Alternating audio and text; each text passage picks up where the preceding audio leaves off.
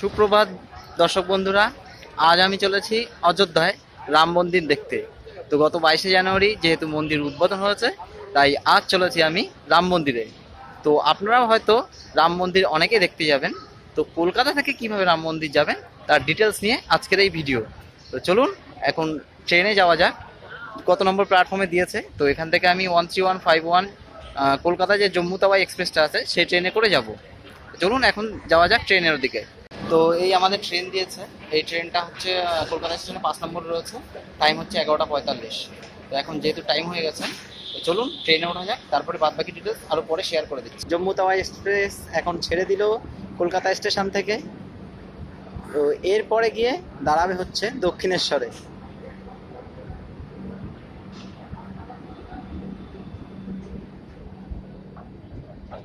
এই কলকাতা থেকে অযোধ্যা যাওয়া মোটামুটি শুধু দুটো ট্রেন আছে। এক হচ্ছে কলকাতা থেকে জম্মু তাওয়াই এক্সপ্রেস, আর হাওড়া থেকে রয়েছে দুন এক্সপ্রেস। তো আপনারা এই দুটো করে ডাইরেক্ট অযোধ্যায় পৌঁছতে পারেন। এছাড়াও আপনারা অন্যান্য কিভাবে অযোধ্যায় পৌঁছাবেন তার ডিটেলসও আমি আমার এই ভিডিওতে দিয়ে দেবো। তো চলুন সেই ডিটেলসগুলো আমি আস্তে আস্তে এই ভিডিওর মধ্যেই আপনাদেরকে শেয়ার করে দেবো।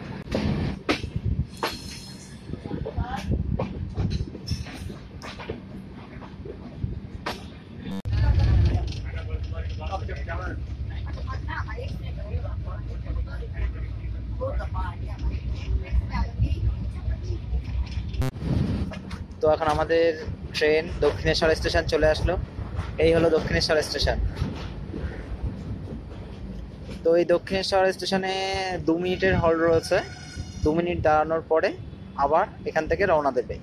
তো নেক্সট স্টেশন দাঁড়াবে হচ্ছে গিয়ে আপনাদের কামারকুণ্ডু গিয়ে। তো আপনারা যদি কলকাতা আর হাওড়া থেকে যে দুন আর ডাটা এক্সপ্রেস রয়েছে সেই ট্রেনে যদি সিট না পান, তাহলে আপনারা আর কিভাবে যেতে পারেন। তো হাওড়া থেকে কুম্ভ এক্সপ্রেস, উপাসনা এক্সপ্রেস, হিমগিরি এক্সপ্রেস এগুলো যায়। তো সেই ট্রেনগুলো ধরে আপনাদেরকে পৌঁছাতে হবে সুলতানপুর।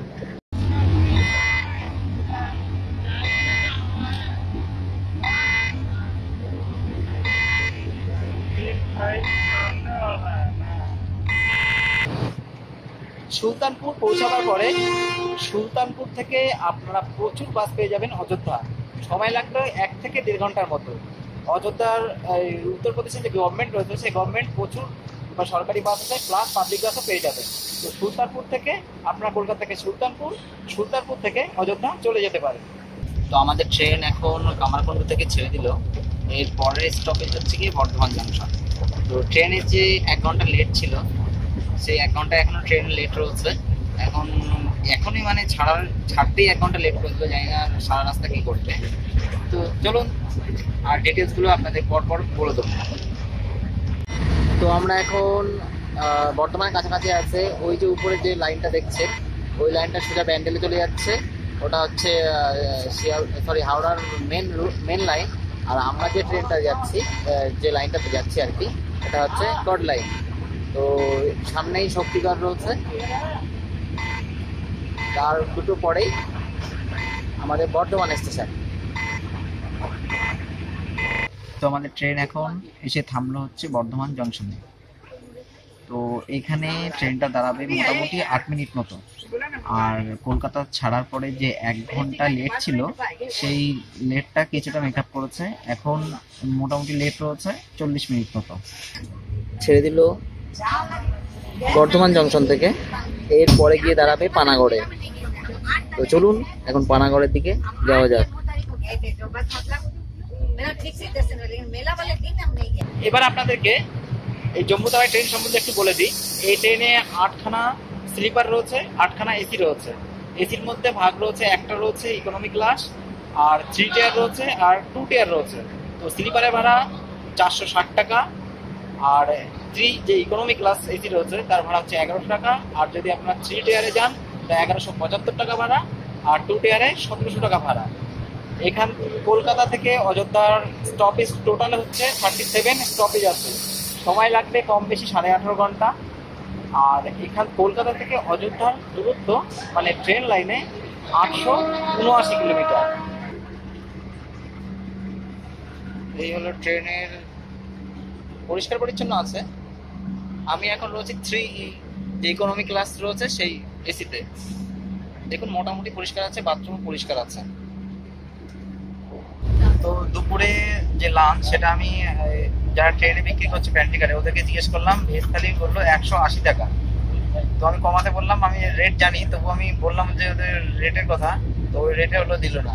তাই আমি অনলাইনে যে অ্যাপস রয়েছে সেই অ্যাপসে অর্ডার করলাম। তো আসানসোল থেকে আমার ভেজ থালি দিয়ে যাবে।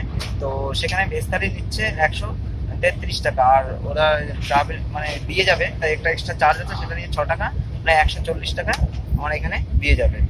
তো দেখি কি কি দেয় সেগুলো আপনাকে তারপরে বলে দিচ্ছি।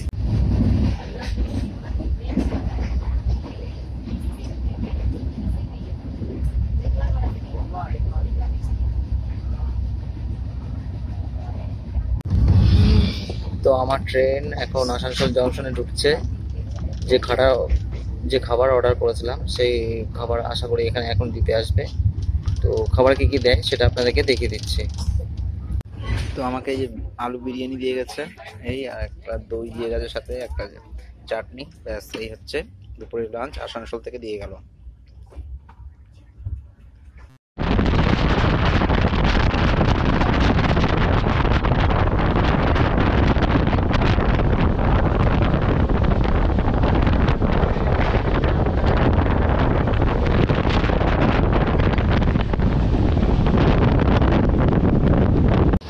তো কলকাতা থেকে জার্নি করে এখন আমরা চলে এসেছি ধানবাদ স্টেশনে।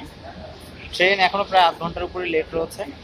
তো এই ধানবাদ থেকে 9টা 50-এর সময় একটা ট্রেন আছে, যে ট্রেনটা অযোধ্যায় যায়।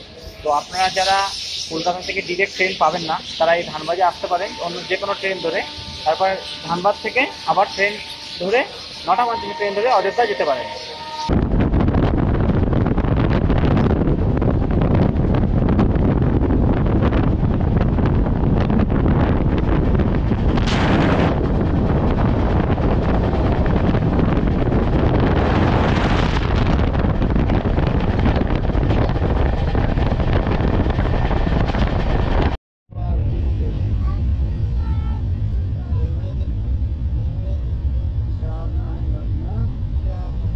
তো এখন রাতের খাওয়া দাওয়া হলো, আর বাজে হচ্ছে রাত প্রায় 10টা বাজতে যাচ্ছে।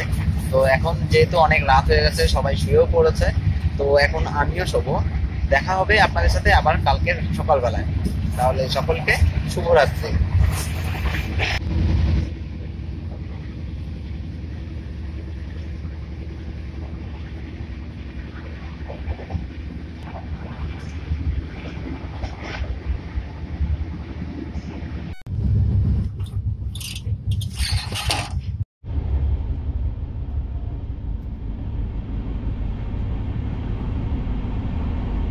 ইকোনমি ক্লাসে এখন এই যে জানলা দেখছেন, এর পর্দাটার সিস্টেম দেখুন, এখানে শাটার টাইপের নামালে এই পর্দা আবার সুইচ করে যাবে।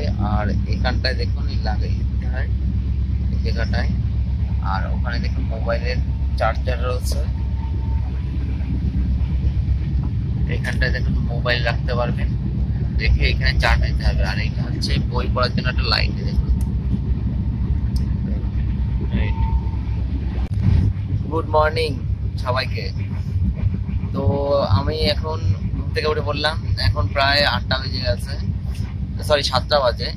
তো ট্রেন দেখলাম 2 ঘন্টার মতো লেট রয়েছে। আর বাইরে এখানে প্রচন্ড ঠান্ডা, আর বাইরে মানে প্রচন্ড কুয়াশা। তো দেখুন আমি বাইরের দিকটা দেখিয়ে দিচ্ছি আপনাদেরকে।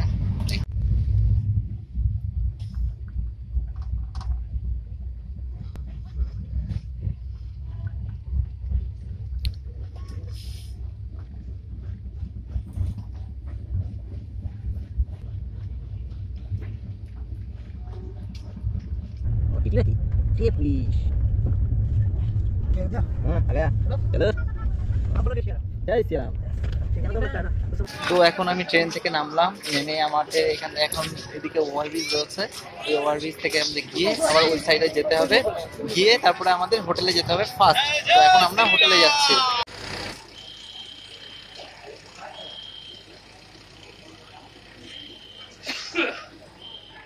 কেন মজা তো এই হলো অযোধ্যা স্টেশনের বাইরের দিকটা।